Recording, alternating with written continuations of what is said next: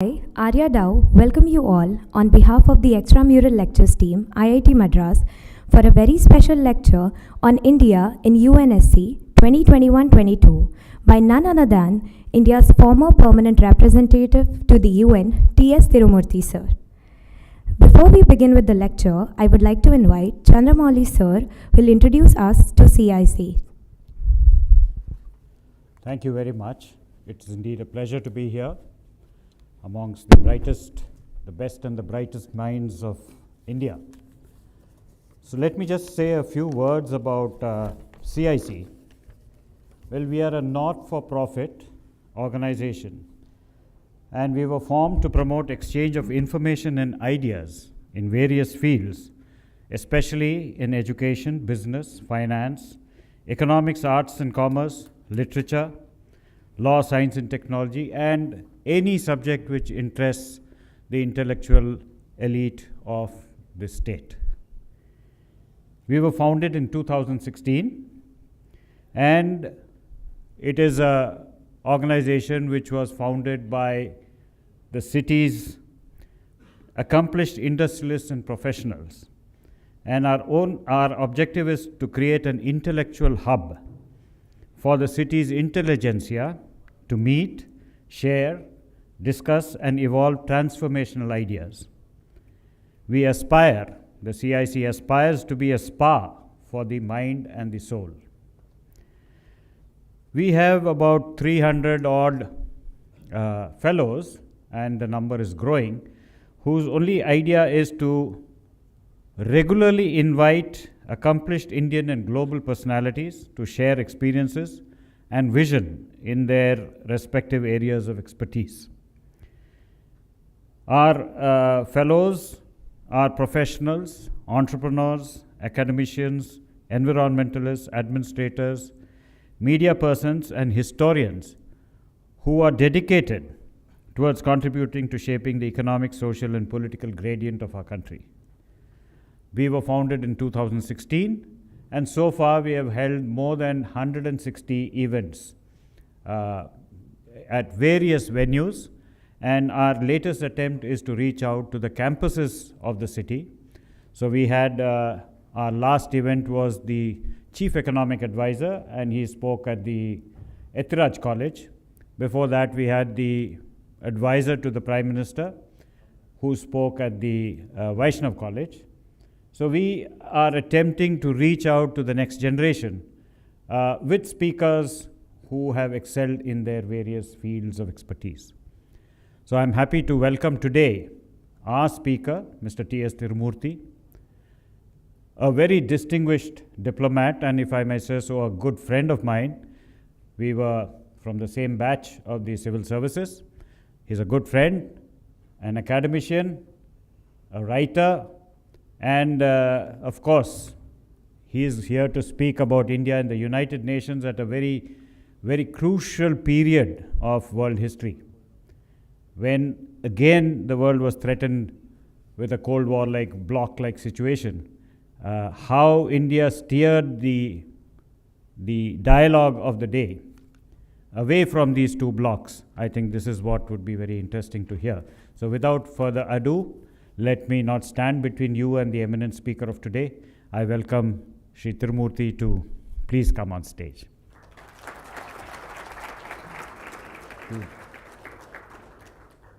Now I would request Arya to please introduce our speaker of the day.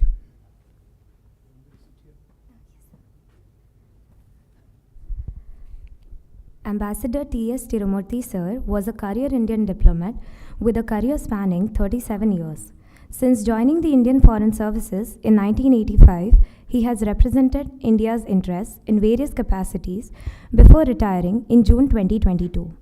He served as the permanent representative of India to the United Nations in 2020-22.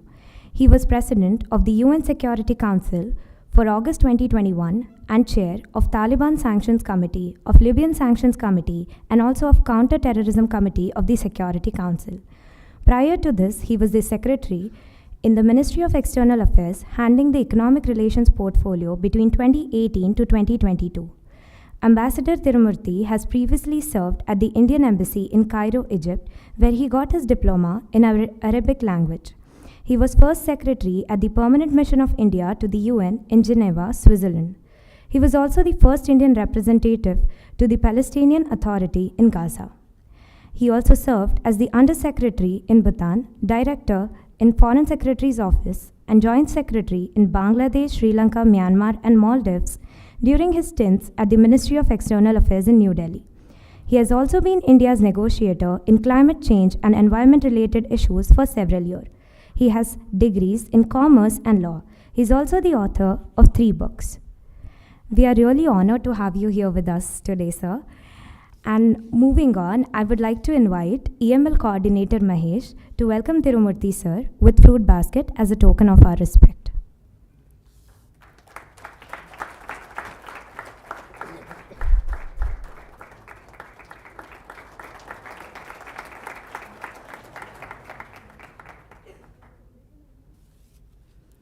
Now I would like to request Tirumurthy sir to deliver his talk.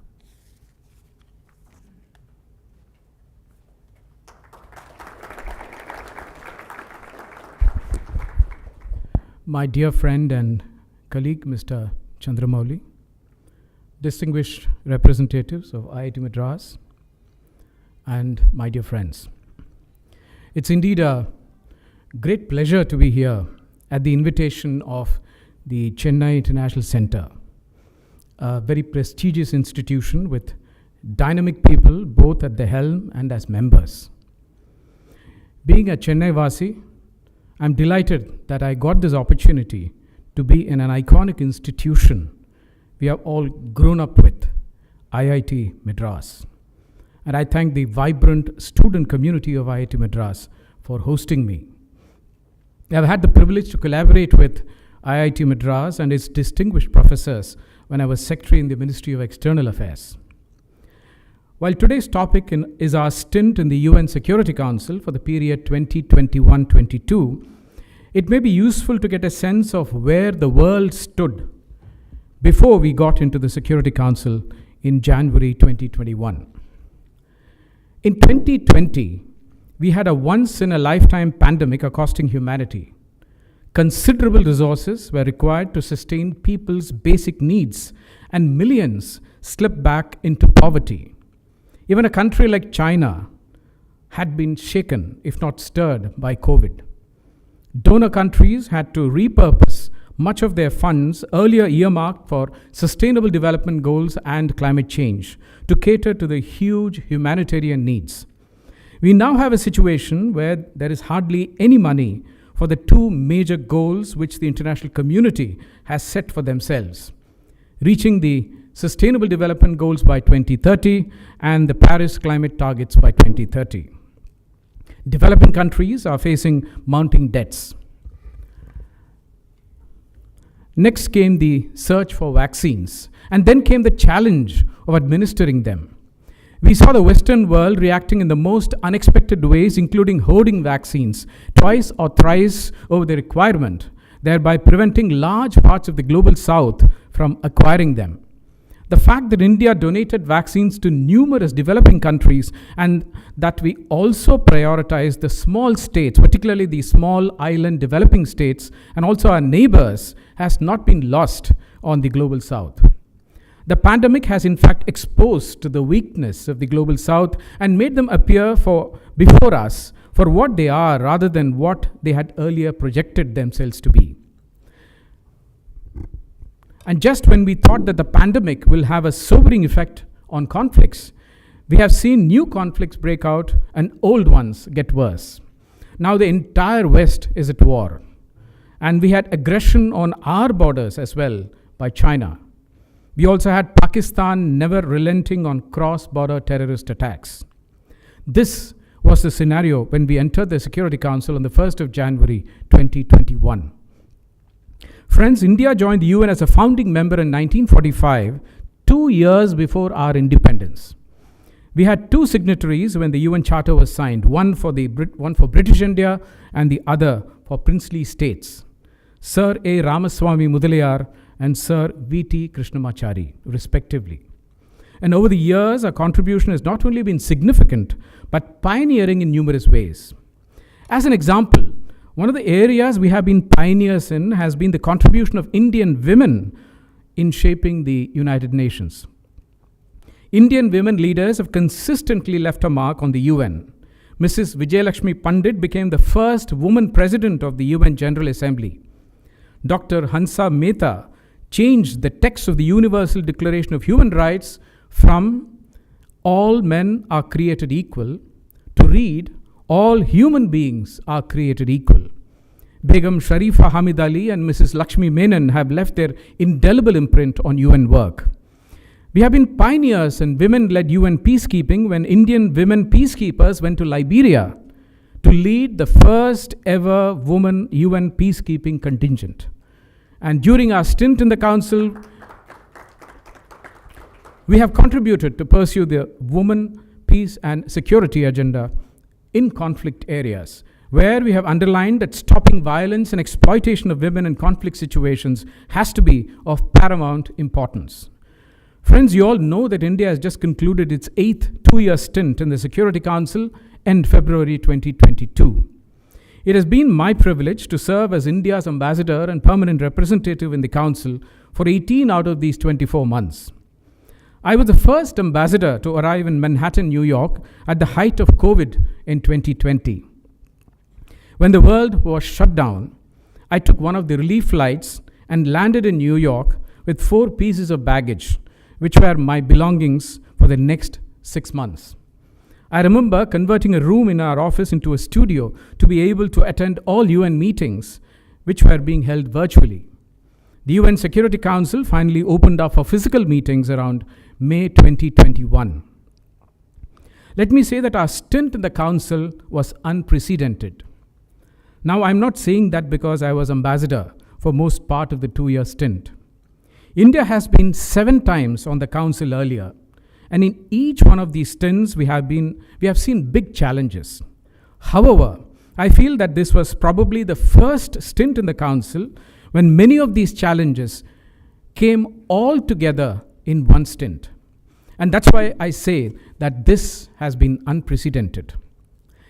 In this, I was fortunate to work with and benefit from an extraordinarily dynamic, focused, and hardworking team in the Permanent Mission of India in New York, assisted by our equally capable and ever dependable colleagues from the Ministry of External Affairs. When we entered the Council, we had clear priorities on what to do. We focused inter alia on maritime security, terrorism, UN peacekeeping, reform multilateralism, and the Global South.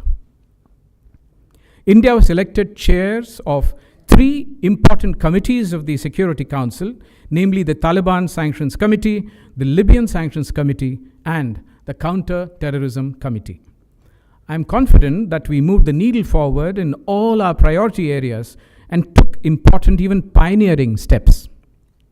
During our presidency in August 2021, India held its first high-level Security Council meeting on maritime security. For the first time, the Prime Minister of India chaired a Security Council meeting, even if virtually. The presidential statement, which was adopted by the Security Council, was the first holistic document on the issue of maritime security, which comprehensively covered a range of issues relating to it, including, for the first time, a direct reference to the UN Convention on the Law of the Sea as international law, setting out the legal framework in the context of maritime activities. It also called for, inter alia, freedom of navigation, anti-piracy, and combating terror and transnational crimes at sea. And you all know, in the current scenario, how sensitive the topic of maritime security is. The negotiations were difficult, and my colleagues handled them with great deftness and brought all members on board. And I'm confident that this will serve as a template to build on in the future. Coming to the next priority of terrorism, when we entered the Council, we were determined to sustain the collective fight against terrorism. You should not forget the centrality which terrorism occupies whenever we discuss international peace and security.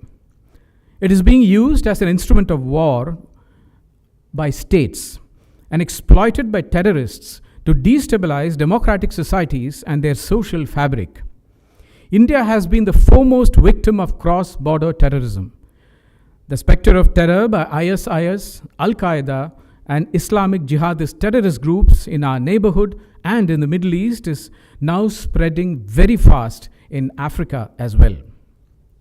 But what I want to underline here is that there still exists considerable hesitancy to fight terrorism in all its forms and manifestations, especially those that are based on radical and violent religious ideologies. Just when we need collective action, the world is divided on fighting terrorism. What I mean is that before 9/11 happened in the United States, September 11, 2000, the world was divided into your terrorists and my terrorists.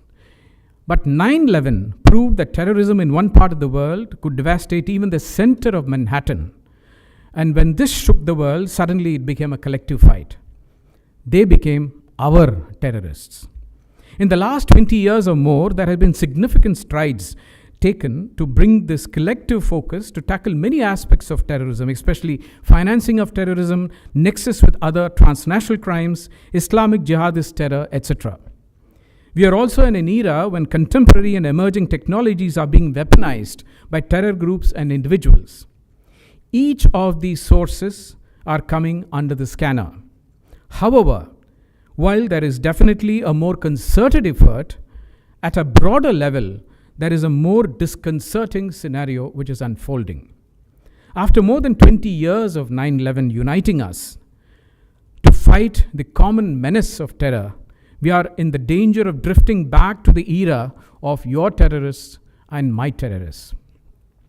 If you look at the scenario unfolding, Europe is now preoccupied with the rise of the right wing and right-wing extremist violence, as they call it. They have identified these right-wing violent attacks as their main terrorist threat. On the other hand, the United States is preoccupied with the rise of racially and ethnically motivated extremism and violence. REMV, that's what they call it, not me. Further, after what happened in Afghanistan, there is apprehension that the US may step back from a more robust strategy to tackle terror in Asia and in Africa. China has claimed that it has its own terror-related issues to tackle, but at the same time are also blocking India's proposals to list terrorists under the Security Council Resolution 1267 relating to sanctions. So we are now back to the era of trying to combat our own terrorists. In other words, back to the era of my terrorists, your terrorists. This preoccupation of the West is also creating the space for Organization of Islamic Conference, OIC, to push its Islamophobia agenda and trying to link terror attacks with Islamophobia, thereby providing a justification for terror. It was thanks to India that we stopped such an attempt of the OIC in 2021 when the Global Counter-Terrorism Strategy was being finalized in the UN General Assembly. This year, 2023, this global counterterrorism strategy will come up for review, and I hope that more countries will come together to prevent any attempt to justify terror on the basis of religion. During both our presidencies in August 2021 and December 2022, we held high-level meetings on terrorism chaired by External Affairs Minister. He laid out an 8-point action plan to fight terror. In a unique initiative, we brought the Counter-Terrorism Committee meeting to India in October 2022, since we were the chair of the Counter-Terrorism Committee.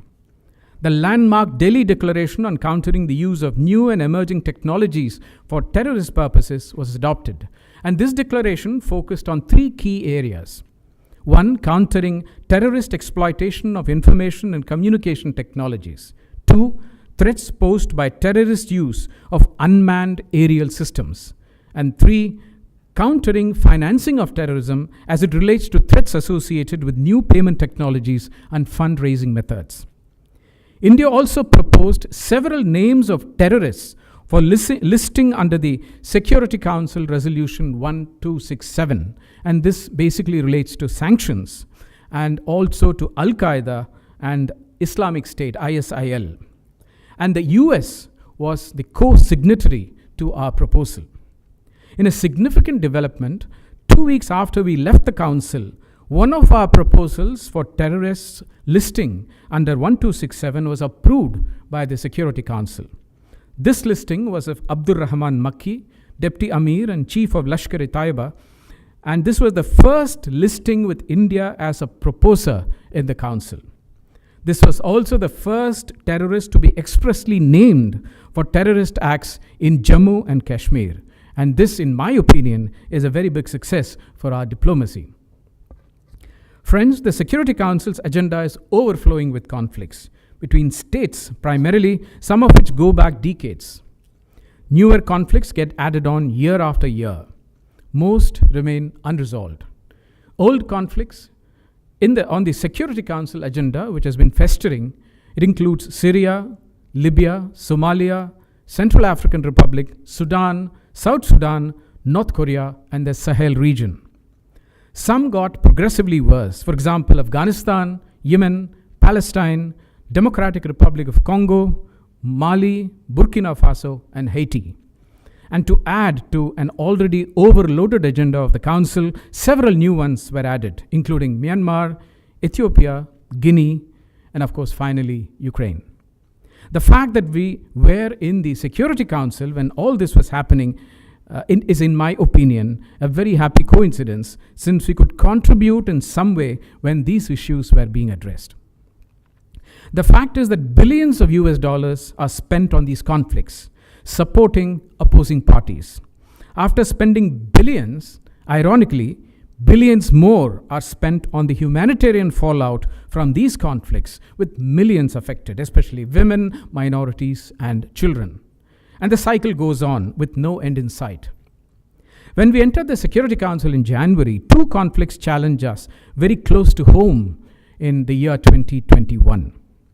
Myanmar witnessed a military takeover soon after we came into the Council on the 1st of February 2021. During our presidency of the Council in August 2021, Taliban forcefully seized power in Afghanistan. And then, of course, came the Ukraine conflict in February 2022. Before I come to these conflicts, let me put things in a certain context. The failure of UN leadership in conflicts is evident in the way they react to forcible takeover of power. It starts with the way they deal with conflicts and who deals with them, the yardstick that we apply to resolve them, the interference of outside players, the proxy wars that they fight, and even the counterproductive nature of the remedies proposed, especially unilateral remedies. And of course, disregard for what the parties actually need to stop the conflict. I thought it would be useful for you to get an idea of how the international community, particularly the West and the P5, dealt with military and other forceful takeover of power, two of which have a direct bearing on India's security. In Myanmar, with which we share 1,670 kilometers of border, when the military took over on the 1st of February, the Security Council immediately called for return to path of democracy, stopping of violence, restoring election results, and release of prisoners. ASEAN, which you know is the regional organization in that region, was expected to lead the way on this issue. However, the West started shifting the goalposts and took an aggressive posture on Myanmar. Even the UN Secretary General's special envoy said that she will stand in the trenches with the opposition and stymied whatever chances she had of visiting Myanmar to actually find a solution. The P5 members were pulling in opposing directions, which, while the ASEAN, they counseled caution. There was a West-led UN General Assembly resolution in which all the neighboring countries and those in the neighborhood, they abstained, while the entire West voted yes. So you can see that the polarization was really very stark.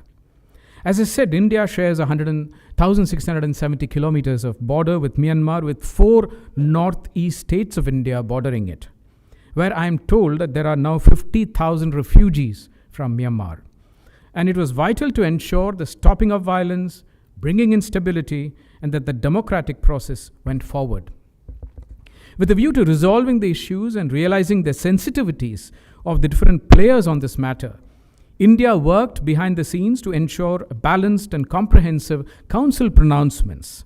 In fact, the Security Council resolution on Myanmar was adopted under our presidency in December 2022, though actually India abstained on the vote. Coming to Afghanistan, when Taliban forcefully took over power in Afghanistan in August 2021, by coincidence, India was actually presiding over the council. I was president of the council when the news of takeover of Taliban came. This gave India an opportunity to bring to bear on the discussions our deep understanding of the situation in Afghanistan and of the requirements and welfare of the Afghan people. Ironically, however, unlike the Myanmar situation, which I just mentioned, the West engaged with Taliban straight away. In fact, the UN Secretary General's Special Envoy and senior UN officials fell over themselves to engage with Taliban. The then UN Special Envoy came to the council during one of our meetings and even argued on behalf of the Taliban. Barring France, the other 4 members of the P5, that's the permanent 5 members, justified working with Taliban on the grounds that Taliban is a part of the Afghanistan polity, not conceding the fact that even Myanmar military was very much part of the Myanmar constitution, which reserves 25% seats for the military. The contrast could not have been more stark. Once again, India played a quiet but determined role in steering discussions and negotiation in a very constructive direction. This finally resulted in the adoption of a very important Security Council resolution. Its number is 2593. We are all very fond of numbers in the Security Council. But this was basically a resolution in Afghanistan, and this was on the very last day of our presidency in August. This resolution, 2593, it laid down clear benchmarks which Taliban had to meet, including stopping cross-border terrorism from Afghan soil, including from prescribed UN terrorist entities in Pakistan under 1267, on protecting rights of women and minorities and children, on ensuring an inclusive government, or on providing humanitarian assistance. Our consistent caution to the council members to go slow on their engagement with Taliban fell on deaf ears. The UN report itself pointed out that Haqqani network is still regarded as having the closest link to Al-Qaeda, but not many in the Council or in the UN Secretariat gave this report the importance it deserved. Finally, all this came to a head when the Council members saw for themselves things taking a turn for the worse, in that terrorism didn't decrease but actually increased. Taliban's link with Al-Qaeda continued, if not strengthened. The most severe restrictions were imposed on women and girls, and there was no inclusive government in sight. In effect, the UN did opposite of what they did in Myanmar and failed again, at least so far. I'm convinced that our position on Taliban upholding these benchmarks continues to be the best course of action for the Council and for all of us. Staying on the topic of military takeovers, when the first military takeover happened in Mali in August 2020, the Security Council treated it with kid gloves.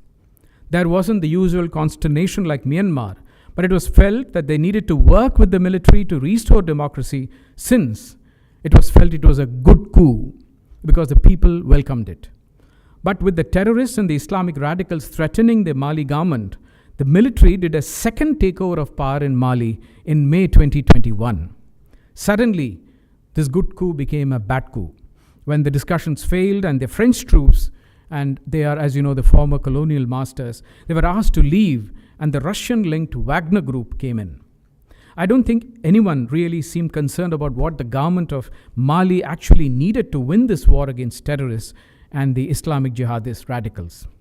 Finally, there were two more military takeovers, first in the Republic of Guinea, another in Burkina Faso, which the Council almost forgot.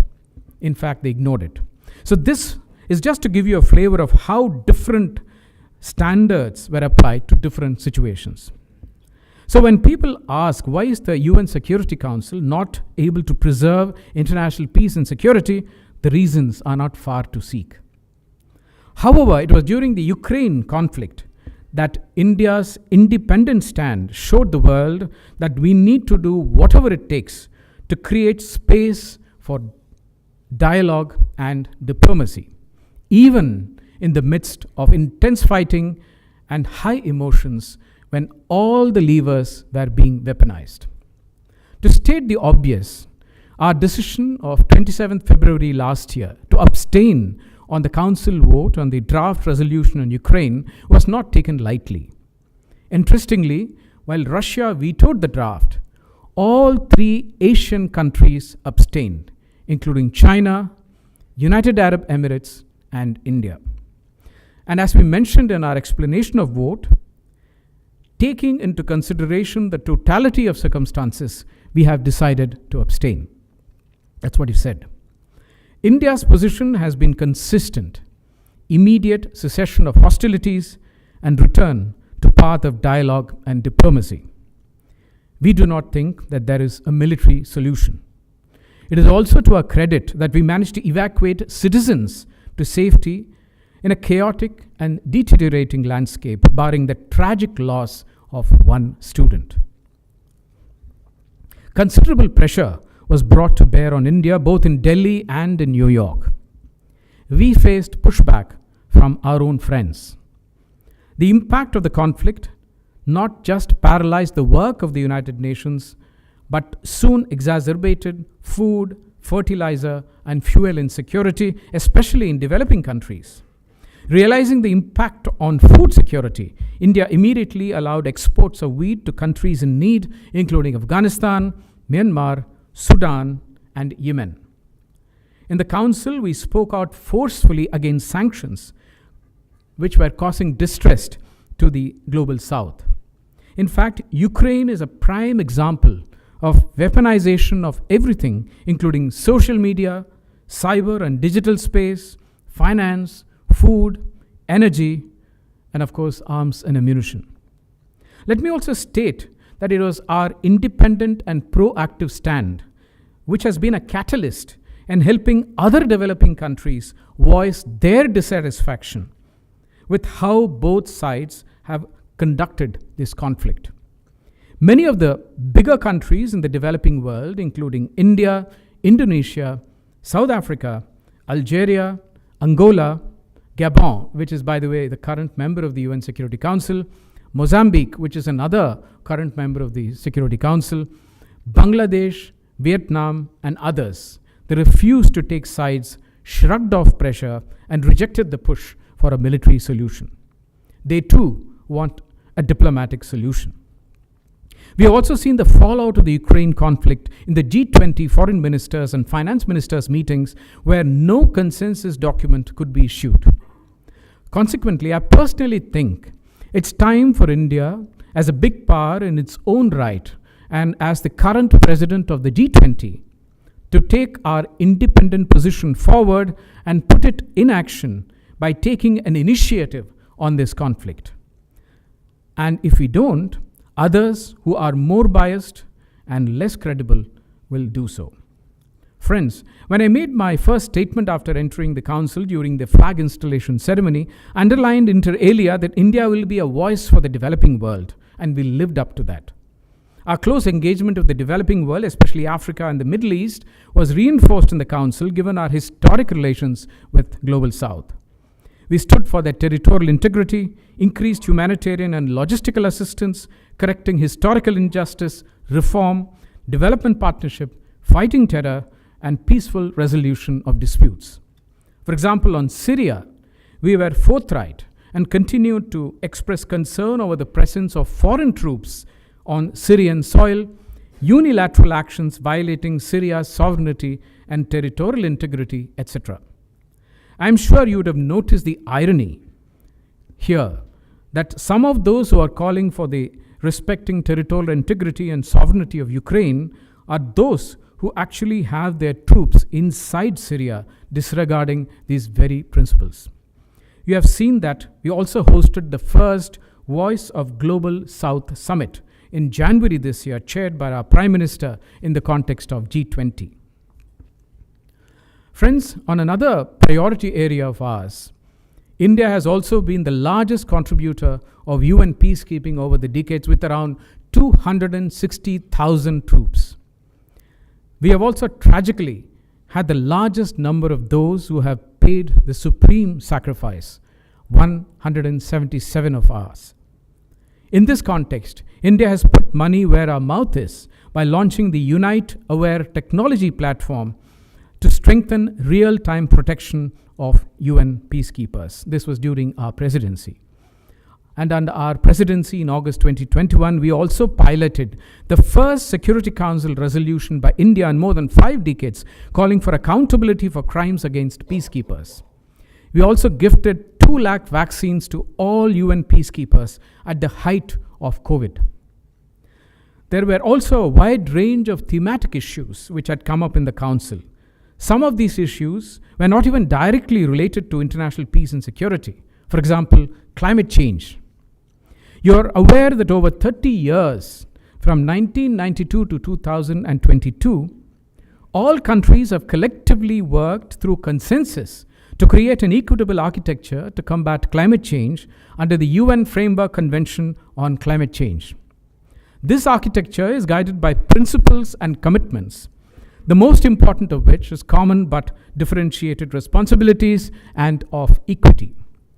While India has been a champion to combat climate change, in December 2021, the West tried to wrest climate change from this UN Convention on Climate Change and bring it under the ambit of the P5, the Permanent Five in the Council, who are themselves major historical polluters. The draft resolution on this introduced in the Council was defeated, since India voted against the draft while Russia exercised the veto.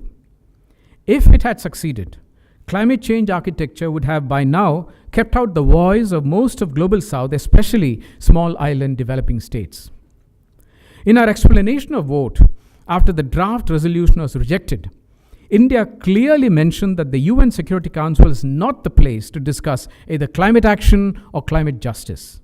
In my statement, I emphasized that the draft resolution is an attempt to evade responsibility under the Framework Convention on Climate Change. We pointed out that the UNFCCC addresses holistically all aspects of mitigation, adaptation, financing, technology transfer, capacity building, etc. We stated forthrightly that the real reason to bring such a resolution was that now decisions can be taken without involvement of most developing countries and without recognizing consensus. India further contended that ironically many of the Security Council members are the main contributors of climate change due to historical emissions. If the Security Council indeed takes over the responsibility on this issue, a few states will then have a free hand in deciding on all climate-related issues. This is clearly neither desirable nor acceptable. However, quite apart from what happened in the Council, since I have been a climate change negotiator for 6 years, I must underline that at a much broader level, in the Conference of Parties 27, which was held in Egypt recently under the UN Framework Convention on Climate Change, we were witness to how the West is doing its utmost to backslide on their commitments under the Paris Agreement, whether on mitigation or financing, especially for adaptation for developing countries, and trying to shift the burden to bigger developing countries or to market forces. This will be a big setback for the Global South. This comes at a time when India has assumed ambitious mitigation targets, established the International Solar Alliance in India, where more than 100 countries are members, and also offering lifestyle for environment, life, to the world. Another trend which is bound to exacerbate in the future and have a destabilizing effect is a recent rise in the contemporary form of religiophobia. The UN, in its resolutions, have traditionally condemned phobias against the 3 Abrahamic religions, namely Judaism, Islam, and Christianity, and rightly so. Hate should be condemned wherever it exists. However, what the UN and the world has failed to acknowledge is that in the last decade or more, the attacks and hatred against non-Abrahamic religions have increased exponentially, in many cases emasculating minority voices. What we are witnessing now is a more virulent form of religiophobia emerging, including anti-Hindu, anti-Buddhist, and anti-Sikh phobias. Our minister, he pointed this out for the first time in his speech in the UN Security Council in October 2021.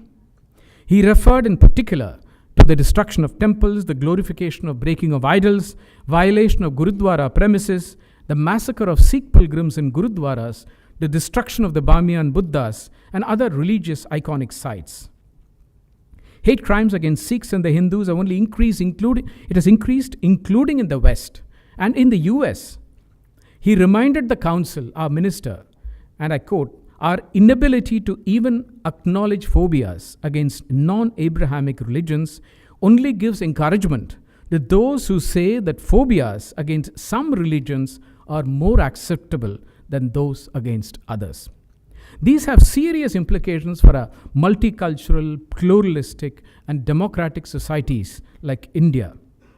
Pluralistic democracies cannot afford to watch the world go down this slippery slope and divide the world both in the UN and outside.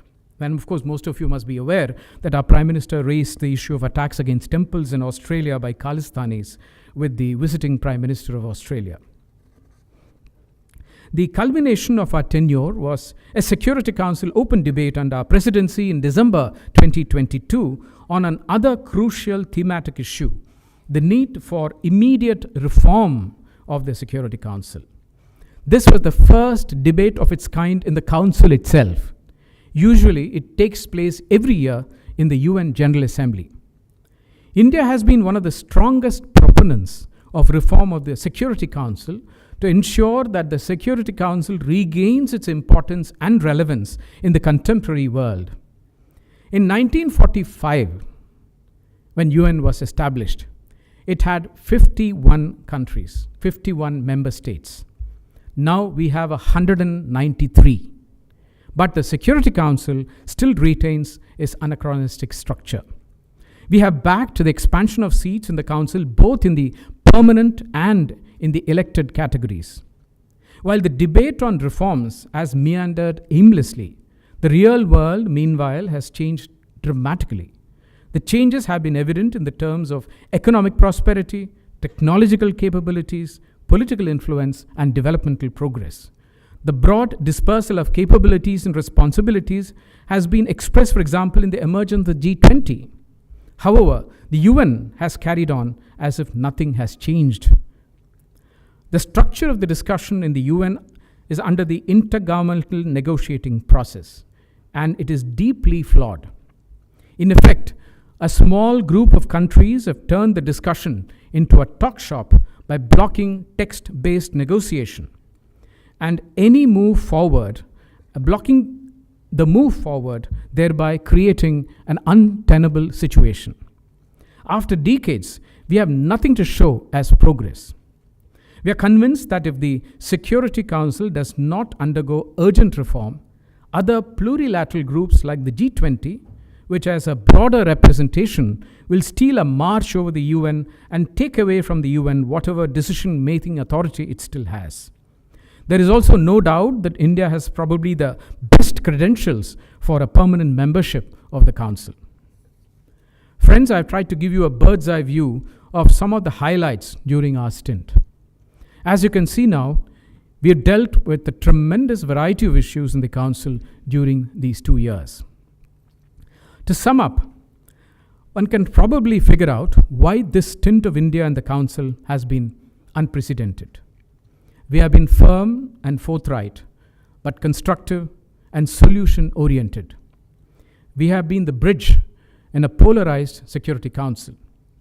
We have had the global interests in mind, especially of the Global South, without compromising on our national interests. In fact, we strive to advance our national interests with an independent and not afraid to stand alone if necessary foreign policy. We showed flexibility where feasible, made our red lines clear, and worked sincerely to bridge divergent positions of council members. Our performance over 2 years is an eloquent testimony as to why India needs to be at the horseshoe table permanently. Friends, allow me to conclude by thanking once again the CIC and particularly Mr. Chandramouli, and of course my very dear friends from IIT Madras, once again for giving me an opportunity to speak to you and to share my thoughts. And I'll be very happy to take questions.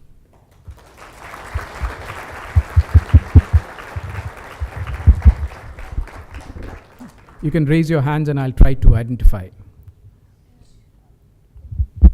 Yeah. Thank you, sir. So my question is, how do you see India's stance to abstain from diplomatic talks with the Taliban regime in Afghan, despite having several interests, including the responsibility to curb terrorism, to protect its assets in Afghan, and to protect its goodwill among the Afghan people, and also considering the fact that China's emerging presence across the globe, and including the recent emergence as a peace broker between Iran and Saudi Arabia?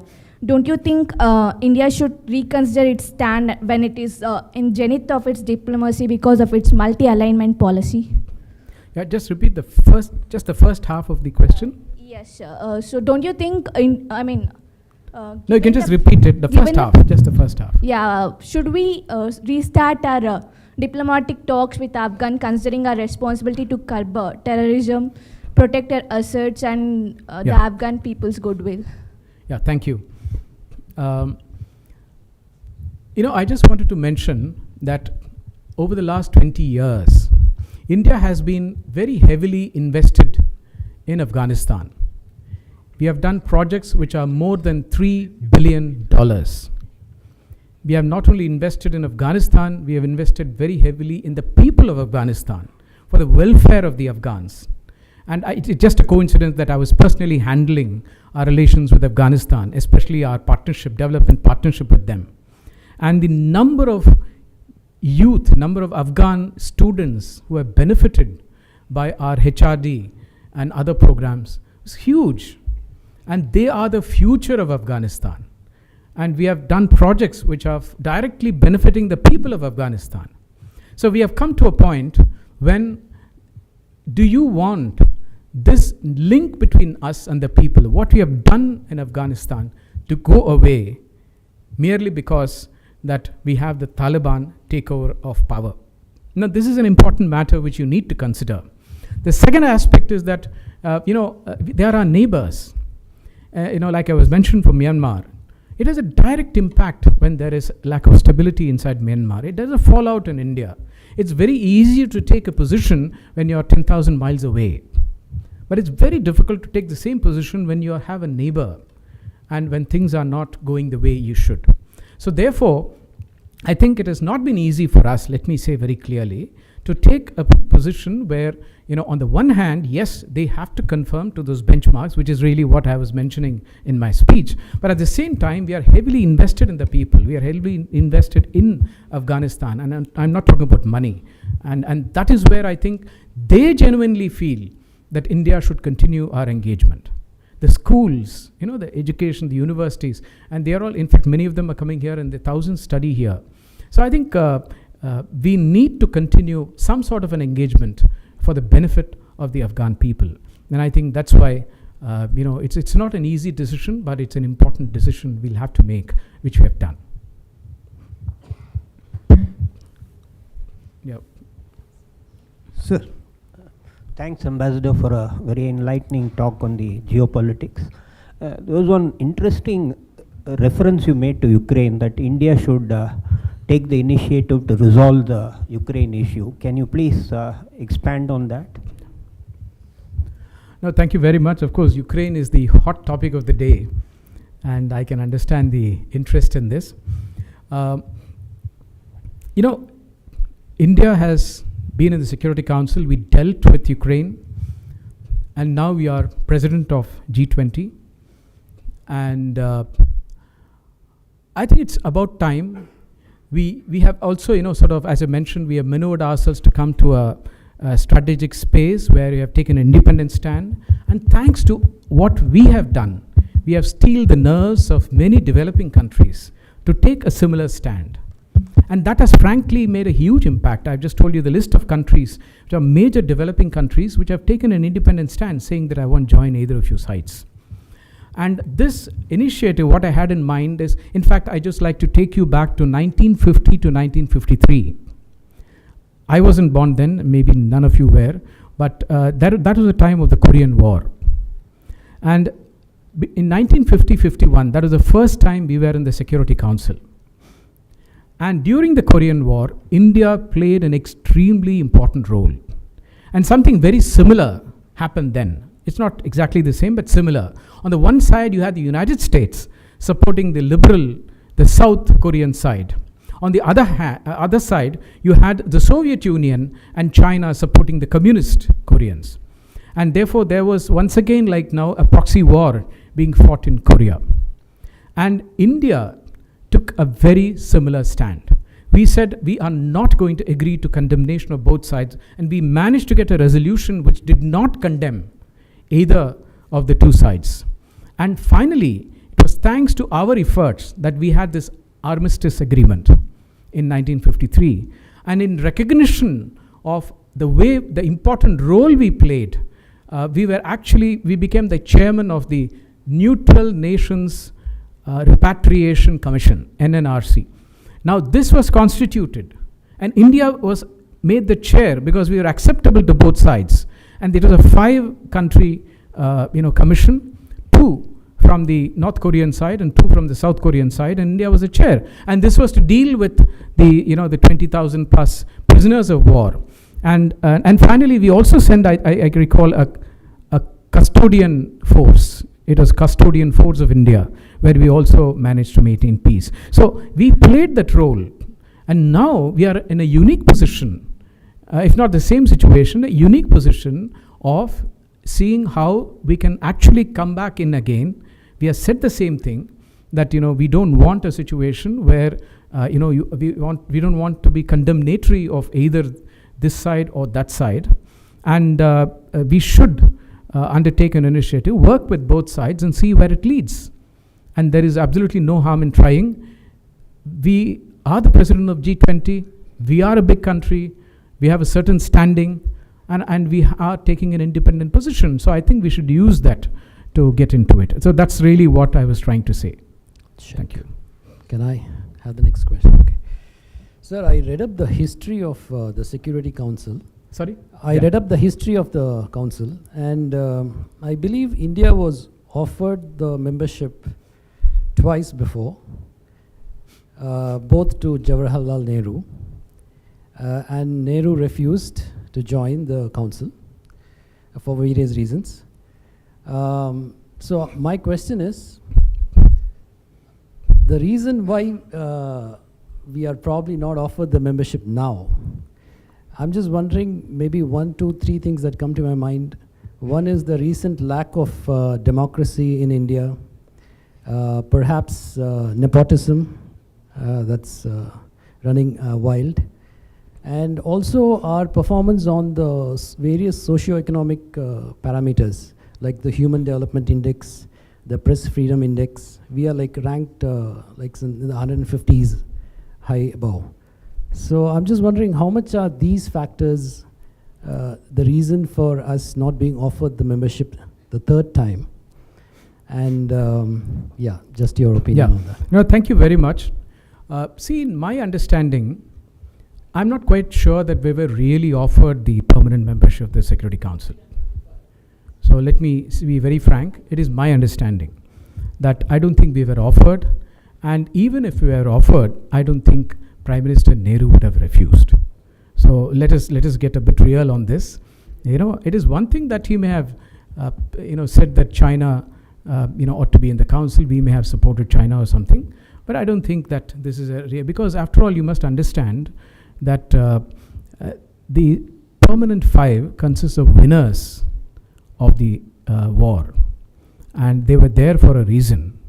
So I think this is something, and for people, of course, welcome to believe, because when we don't have facts, we always have opinion. So I'm of the opinion that we were not offered this membership, of this permanent membership. Secondly, coming to this, the other question, see, it's not as if they're offering people any permanent membership. Let me be frank. It's not that they'll say, India, please come, but you're a bad guy, we don't want you. It doesn't work like that. It's not that they are telling Germany that please come, and now you may have been defeated in World War II, but you can still come in. It doesn't work like that. It is just that the next expansion of permanent membership, they are hoping that it will be done on a certain criteria. That's number one.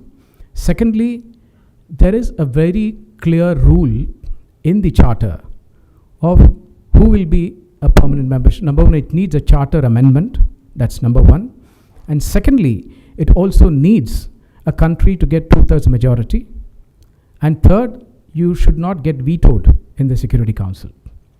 So you should have, all these criteria. Only if you have it, you get there. And it doesn't matter which country gets it. So it's a very clear path, and now we are trying to see whether we can progress on this reform. It has nothing to do with whether you belong to a communist regime or whether to a democratic setup, or whether you're having socialism or ideologically different from the others. So it doesn't, those things that may be considered when people vote for you. And we got 184 votes out of 193 when we entered the Security Council. So, therefore, I think it's very difficult for me to, to react to this, because it depends on voting. And finally, I can assure you that whenever the Security Council reform takes place and it is expanded in the permanent category, India will be the first country to get in. I can assure you that. So, how India is exercising its soft power in order to get the seat in Security Council, even though we are not converging with one of the P5 country, that is China. Second question is, how much India has succeeded in lauding its voice that UN need reforms, which is much needed in this scenario? Yeah, thank you very much. I mean, it's very similar to what he had asked. See, a country has power. Whether it's soft power or hard power, both count. So, I can only say that the so-called standing, which we discuss about countries, our standing has definitely increased. When it comes, we've just become the 5th largest economy in the world. And apart from that, there are many, many things where the reasons for which our standing has increased in international community. And that is acknowledged. And in fact, when the Ukraine conflict started, within about a week or so of the conflict, in fact, the Secretary General called me, and the UN Secretary General, and he said that, given your standing and also the fact that you have a very strong leadership, and also that you have taken an independent position, that you have actually abstained on the vote, I think you will be, given your democratic credentials, maybe a good bet for someone to talk to both sides. And he mentioned that to me. And I think that is significant, that when it comes to a major conflict, for the first time in after God knows how many years, 75 years in Europe, the Secretary General found it that, I think he found it that, found that India as a country could be a country which could talk to both sides. And I think, frankly, that is our standing. And that's why I think we need not worry about soft or hard power. I think our standing will make a huge difference. And and about China, I think we'll come to the bridge, I'll cross the bridge when we come to it, because when we go to a voting and there's an overwhelming majority of people who want India there, then it will be difficult for countries to be the odd man out and say no. But we haven't yet come to that point. We'll come to it and very soon, I'm sure. Yeah. Greetings, Okay. sir. So my question is, you have talked about forceful takeovers and cross-border terrorism. So with the rise of Taliban in Afghanistan, we have also seen a rise in terrorist activities by TTP or the Tehreek-e-Taliban in Pakistan. which it has claimed responsibility. And also they have recently released a video of them training with US make weapons, which the US military has left in Afghanistan while they were leaving.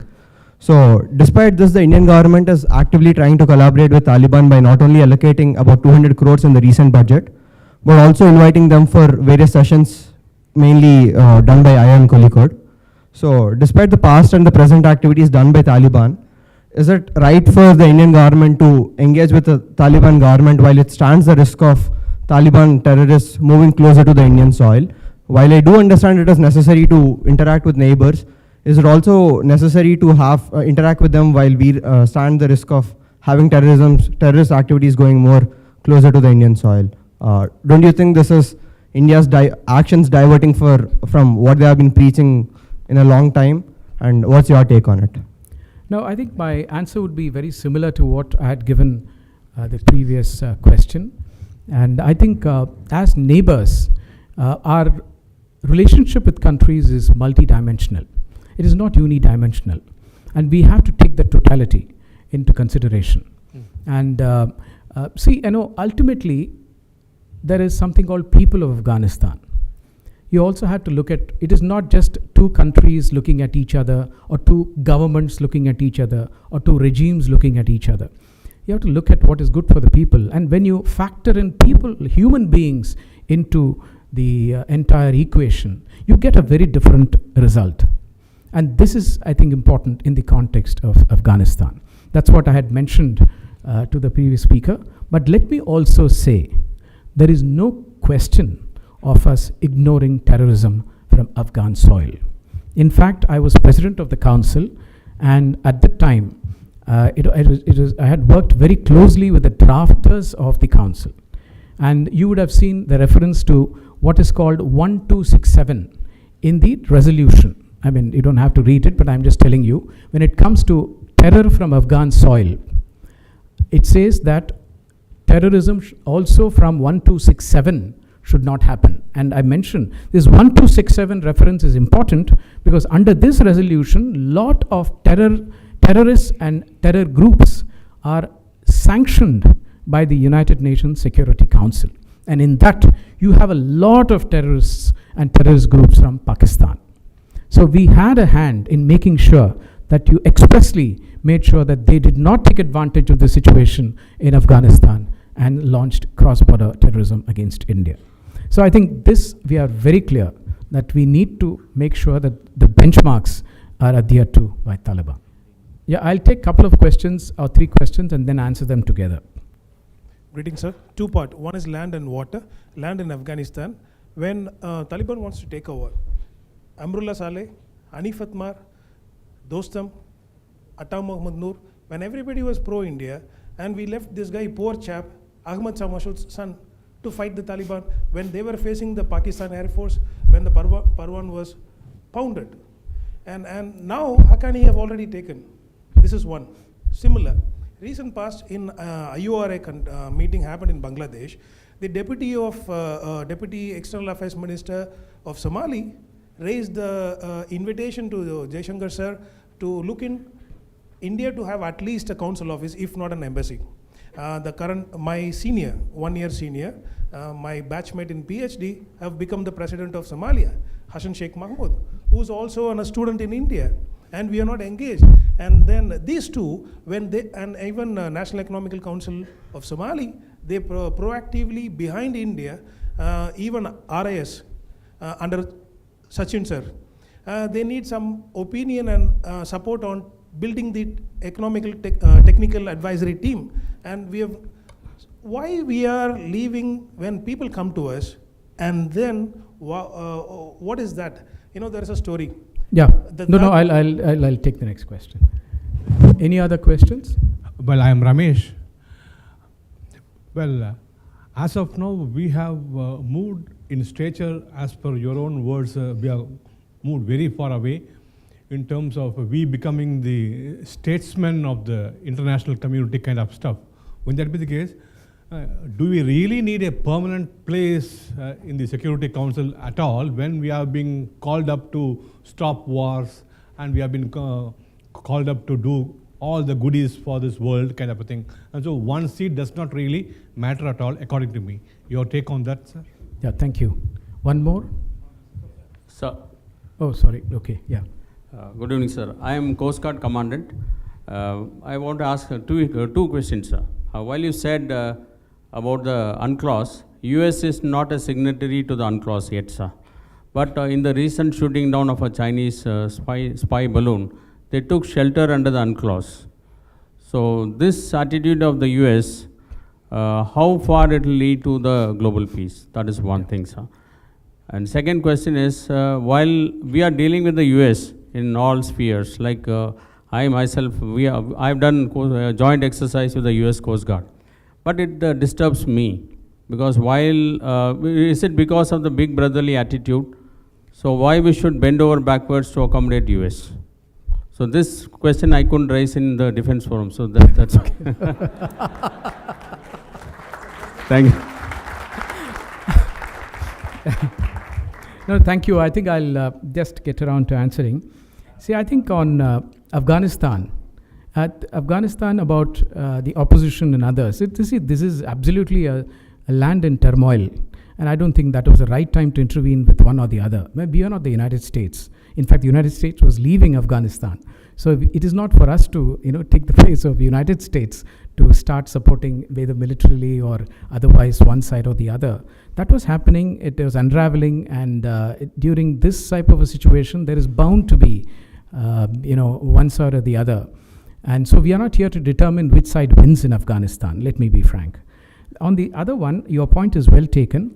Let me also say that on Somalia, let us look at the type of relationship we had with Somalia. Many people in Somalia are all people who are alumni of Indian universities. And we are always very close to them. There is no question at any point of time of ignoring what Somalia wants.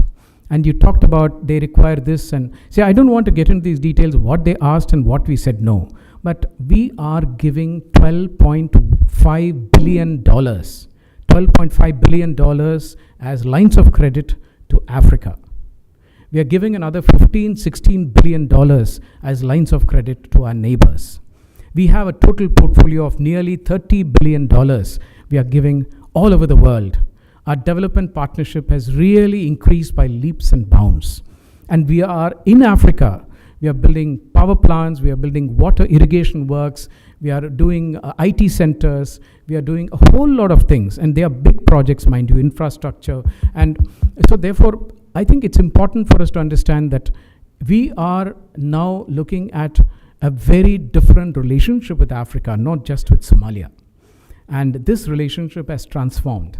In the last, 7, 8 years or whatever, leaving out COVID, we have had 36 visits by Indian leaders, President, Vice President, and Prime Minister to Africa. This is unprecedented. We have had 18 new missions which we have opened in Africa in the last. This is exponential. So I think I think there is a context with Somalia, and I don't think it is any disregard for Somalia, but I think there must be some context which I'm not specifically aware of. And you asked about whether we need a permanent place in the Security Council. The answer is a resounding yes. The very fact that you had conflicts which have been unresolved, new conflicts which have been unresolved, conflicts which have been there for 20, 30 years, it needs a country like India to be in the council. In fact, the whole problem has come because look at the 5 countries. You have 3 countries which were former colonial masters. You have 2 countries which are the so-called new development partners. And therefore, what are they going to decide about countries in Africa, about countries in other parts of the world, about in the countries in the Middle East? So it is only countries from the region which can give that balance. And that is what we are fighting for. There is no African country which has a permanent. There is no Latin American country which has. Small island states and countries like India. And there are, so these, when countries like ours come in, we will lend that balance and we'll make sure that at least the issues are addressed in a holistic way. So therefore, I think it is absolutely essential we are in the council and in a permanent place in the council. And as far as UNCLOS is concerned, you were mentioning, who was asking the question? Yes. Sir, actually, the US is not a signatory to it, but it understands and values UNCLOS. The very fact that the presidential statement, which our Prime Minister was chairing, they subscribed in the president's statement to UNCLOS being treated as international law. So they agreed to it, and the presidential statement, unlike a resolution, cannot be voted on. It has to be by consensus. And this is something not only the United States, but even China agreed to it. And you know that in UNCLOS, when Bangladesh, we had a maritime dispute with Bangladesh, Bangladesh took us to the UNCLOS, under UNCLOS, they took us to the, it's called the arbitral tribunal. And in that arbitral tribunal, the UNCLOS gave us a ruling. And we are fully committed to implementing it. Whereas, when the Philippines took China under the same article of UNCLOS, the Chinese refused to accept the award. So, this is why I'm saying, but the Chinese, I think, have ratified UNCLOS. And they're refusing to accept the award of UNCLOS, which they have ratified. So I think these are all the, sometimes when you become a bigger power, you can play these games. But ultimately, India, as you know, is committed to a rule-based international order. And UNCLOS is an absolutely vital part of that rule-based international order. And about joint exercises in the United States, I think it's a very sweeping statement to say that they have got a big brotherly attitude. Let me also say that a very small instance, when we put these proposals for listing of terrorism, US was the only country which went as a co-signatory when in our listing. So they are in many ways, they have shared values, shared outlook on certain issues with us. But they also differ on certain issues, and that is natural, frankly. So I think in spite of the fact that we have our differences, I think our convergence are not only far more, but they are also genuine convergences. They are not a convergence of convenience. So I think I'd hesitate to very much brand the United States as a so-called big brotherly attitude. Huh? Good evening, sir. Yeah. Sir, as you just now mentioned, as a nation which aspires to become a Vishwaguru, what's your take on the need for veto, sir? Is it really a game changer or a game breaker, sir? Do you see that, is there any need for the overhauling of the institutions? Made a note, yeah. Thank you. Thank you, sir. Who else? Yeah. Can you give a mic to that gentleman, please? Very good evening, everyone.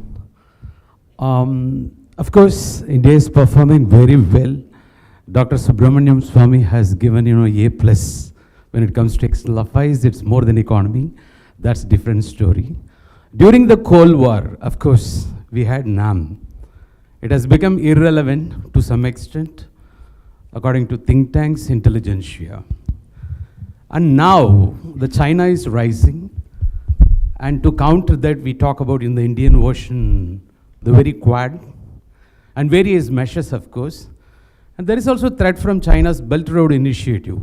In one study, people are talking about by mid-21st century, 50% of the nations could be communist countries. The China Belt Road, that initiative may make, the nations debt-ridden countries. I hope China remains a communist country. No doubt at all. No doubt at all. No doubt at all. It's like, that democracy getting promoted, maybe communism getting promoted through BRI. We come to know. So in this context, how do you feel? Do you think, that NAM is relevant once again here? Or is it Cold War 2.0 once again alive? Yeah.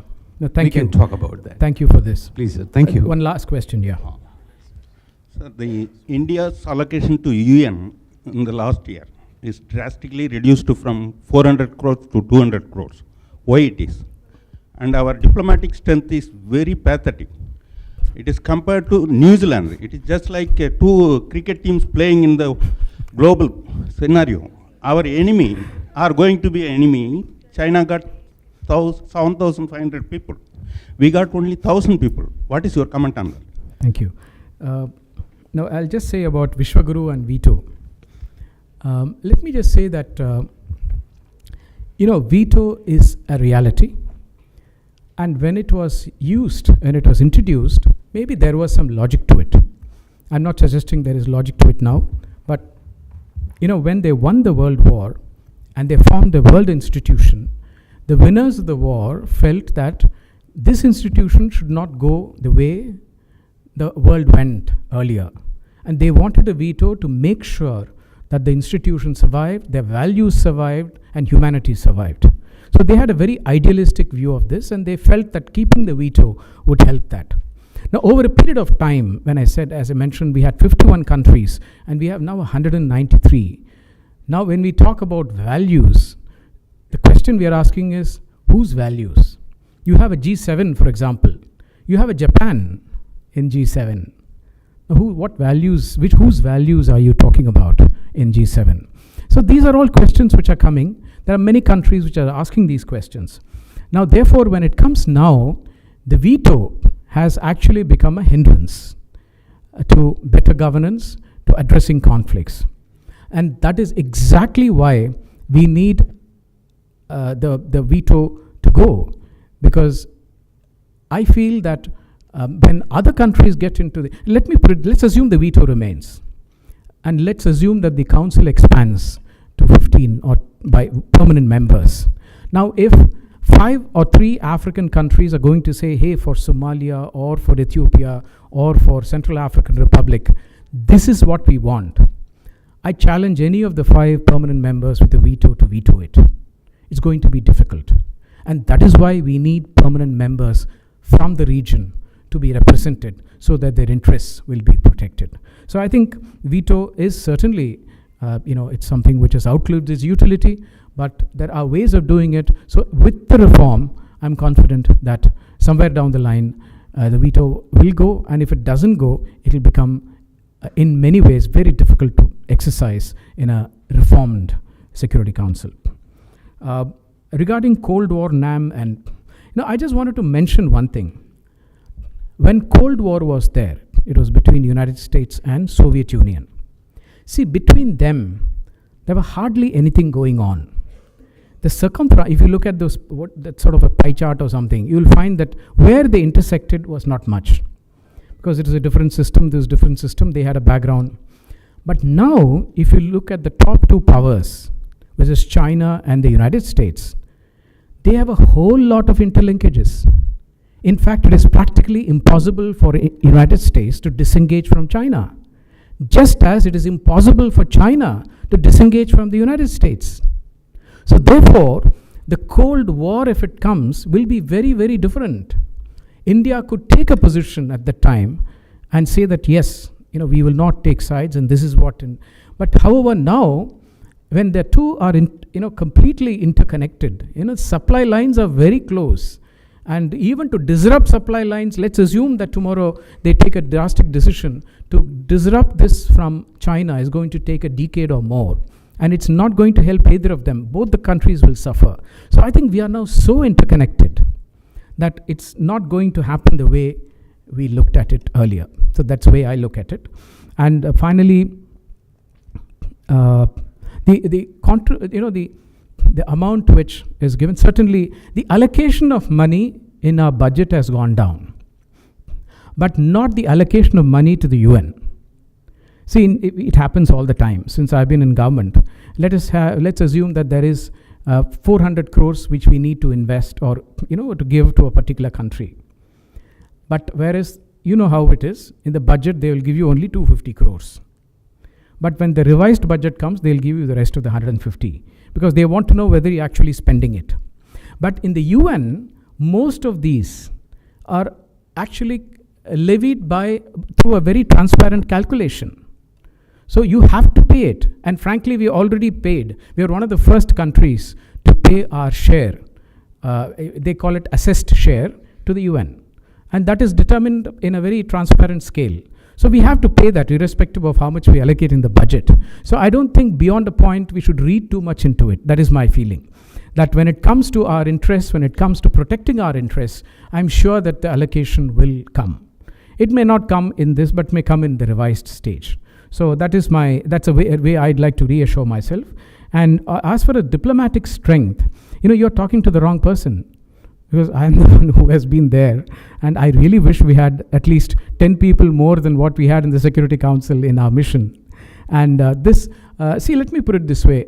There is a systemic issue in our, the way we are looking at personnel in government. And it also affects the other services as well. It affects us. We are one of the smallest diplomatic service in the world. And therefore, it becomes difficult for us to be in many places at the same time. Given our stature, given the fact that we're fifth largest economy and person aspiring, we're certainly nowhere near that. So that I acknowledge. But how it will be done, it's not been an easy decision. That's the best I can say.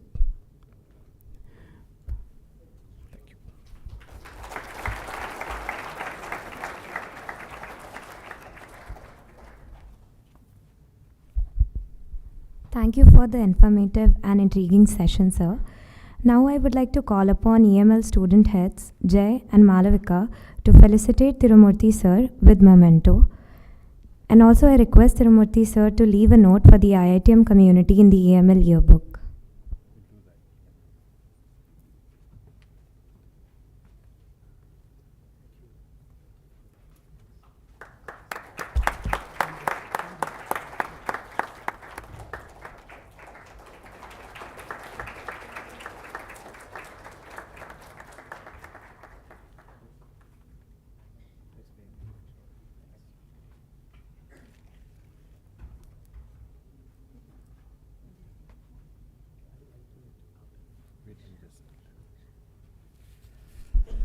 It is my pleasant duty to thank my dear colleague Tirumurthy for that very engaging, very patient and absolutely erudite speech on what India did in the Security Council, though he covered a vast panorama of other subjects too. And what came out very clearly is the old dictum that there are no permanent friends, there are no permanent enemies, it is only permanent interests, and India has acted in its own best interests when it comes to whether it's domestic policy, whether it is foreign policy. We do not kowtow to others' interests or others' perceived interests. We pursue what is in our own national interest. I think that came out very clearly. Let's give him a big hand.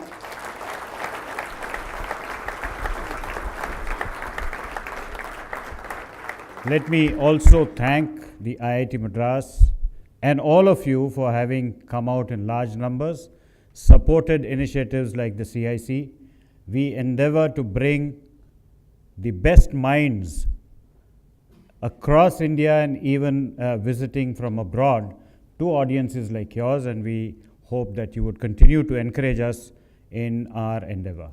So you are welcome to attend any of our events. We will keep you posted.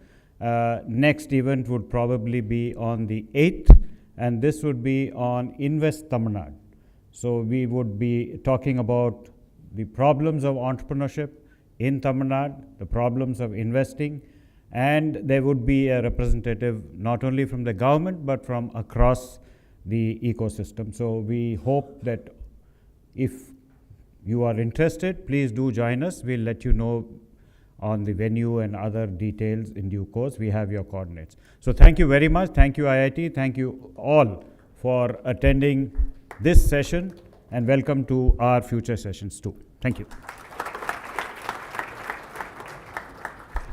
Thank you so much, sir. Now I would like to invite UPSC Club Head Himanshu Singh to deliver the vote of thanks. Hello, good evening everyone. First and foremost, I would like to thank our special guest Tirumurthy sir who despite his busy schedule has taken his time to interact with all of us.